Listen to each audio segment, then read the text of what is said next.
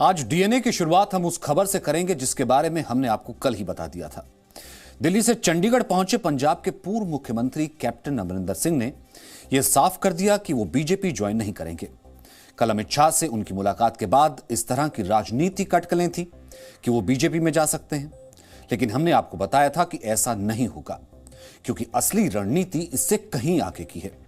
BJP चाहती है पहले अमरिंदर सिंह की छवि पंजाब के किसानों के सबसे मजबूत प्रतिनिधि के तौर पर चमकाई जाए और फिर उनसे किसानों के साथ बातचीत में मध्यस्थता कराई जाए। और शायद यही वजह है आज चंडीगढ़ पहुंचते ही उन्होंने साफ कह दिया कि वो कांग्रेस में तो नहीं है, लेकिन उन्होंने बीजेपी भी ज्वाइन नहीं की है। यानी हमारा जो आंकलन था वो सही साबित हुआ। मैंने कह दिया, दोपहर को आपने सुना होगा कि I will be leaving the Congress party. Number one, मैं I am not going to remain in the Congress. Number two, I am not joining the BJP. That is enough for at the moment. कल हमने आपको बताया था कि captain Amarinder Singh के पास 3 विकल्प हैं। पहला, वो बीजेपी में शामिल हो जाएं और बीजेपी उनके नेतृत्व में ही पंजाब का चुनाव लड़े। दूसरा, वो पंजाब में अपनी क्षेत्रीय पार्टी बना लें और चुनाव के बाद बीजेपी इस पार्टी को समर्थन दे दे या चुनाव से पहले गठबंधन कर ले। और तीसरा, कैप्टन बीजेपी ज्वाइन कर लें और बीजेपी उन्हें केंद्र में मंत्री बना दे। उदाहरण के लिए उन्हें कृषि मंत्री बना दिया जाए।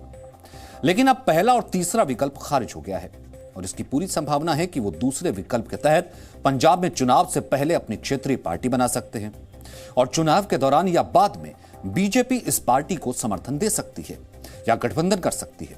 अगर ऐसा होता है तो पंजाब में विधानसभा चुनाव की पूरी पिक्चर बदल जाएगी और यह नवजोत सिंह सिद्धू के लिए भी सबसे बड़ा झटका होगा। कैप्टन अमरिंदर सिंह ने आज अपने बयान में इस तरफ इशारा भी किया। उन्होंने कहा कि वो सिद्धू को जीतने नहीं देंगे। Sidhu is not the right man for Punjab and अगर वो लड़ेगा, जहां से भी लड़ेगा, मैं उसको नहीं जीतने दूंगा। सिद्धू का काम है पार्टी चलाना, चरणजीत चन्नी का काम है गवर्नमेंट चलाना, और गवर्नमेंट चलाने को इंटरफेरेंस कभी नहीं होती। मैंने अपने टाइम में 2 बार गवर्नमेंट चलाई है, 3 बार मैं पीसीसी प्रेसिडेंट रहा हूँ। एक दूसरे से बात करते हैं, लेकिन फाइनल डिसीजन है चरणजीत चन्नी का, जो चीफ मिनिस्टर है, नॉट सिद्धू। 9.5 साल की चीफ मिनिस्ट्री में कई प्रधान रहे हैं, हमारी एक दूसरे के साथ बातचीत होती थी, बट कभी ये जो हाल जो सिद्धू ने बनाया एक पहले कभी नहीं हुआ।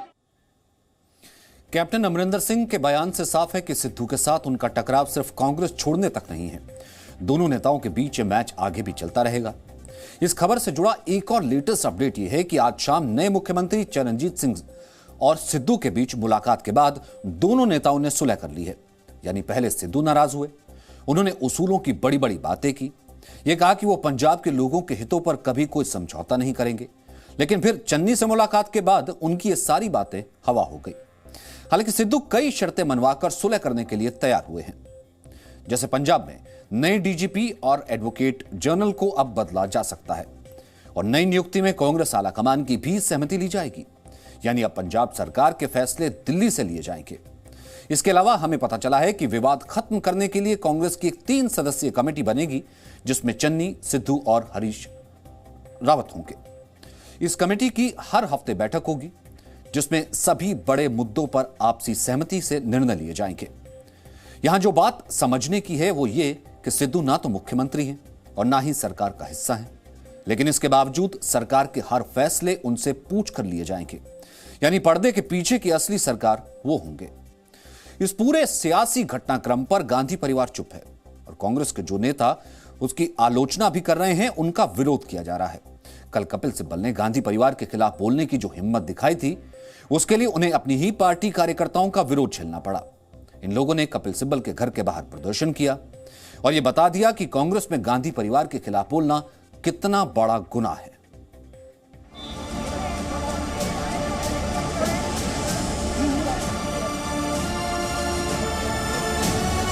पंजाब कांग्रेस से कैप्टन को जिस तरीके से बेइज्जत करके दरकिनार किया गया, उसे लेकर कांग्रेस के ग्रुप 23 में गुस्से की चिंगारी भड़क उठी। कपिल सिब्बल से लेकर मनीष तिवारी तक और आनंद शर्मा से लेकर गुलाब नबी आजाद तक ने नेतृत्व पर सवाल उठाए। बिल्कुल ठीक नहीं चल रहा, ऐसा तो कभी हुआ ही नहीं है। न वर्किंग कमेटी की मीटिंग होती है, न एआईसीसी की मीटिंग होती है। ये 3 लोग बैठे हैं उनमें से एक है जिनके पास तो कोई पद भी नहीं है, श्री राहुल गांधी साहब के, he is calling the shots. अब फैसला किया अमरिंदर सिंह को हटाने का इन दोनों ने किया। कांग्रेस के अंदर नेतृत्व को लेकर किस तरह का संकट खड़ा हुआ है, ये तो कपिल सिब्बल ने पहले ही जता दिया है। लेकिन अब राहुल प्रियंका के नेतृत्व को लेकर तमाम सवाल उठाए जा रहे हैं। मोदी के सामने खड़े होंगे, डिबेट करा लो, फिर पता लग जाएगा। आपने देखा था कि मनमोहन सिंह का वो फाड़ दिया टीवी पे, तो ये मोदी के सामने क्या करेंगे? कांग्रेस में कहने को तो सोनिया गांधी कार्यकारी अध्यक्ष बनी हुई है, लेकिन कहा जा रहा है कि ये सारे फैसले राहुल प्रियंका ही ले रहे हैं। और इन फैसलों की हालत ये है कि अब पंजाब के अलावा छत्तीसगढ़ में भी कुर्सी की कलह बढ़ती जा रही है। छत्तीसगढ़ में सीएम बनने के लिए टीएस सिंह देव ने मोर्चा खोल रखा है।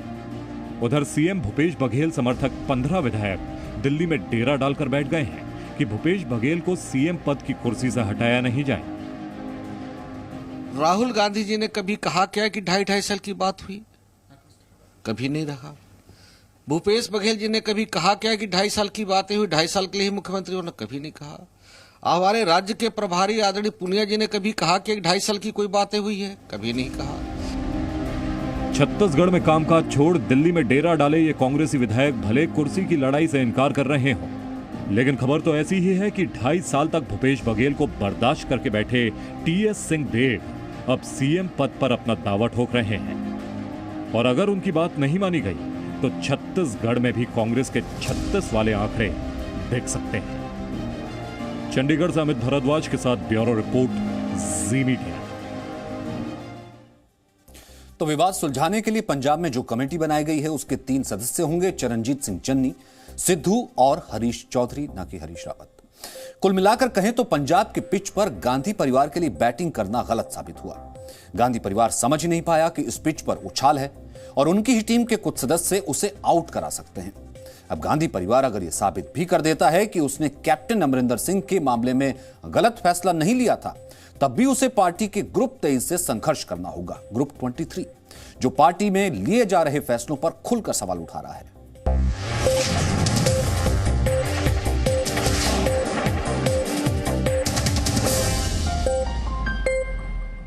Presenting B News app, available on Google Play and App Store. Download it now.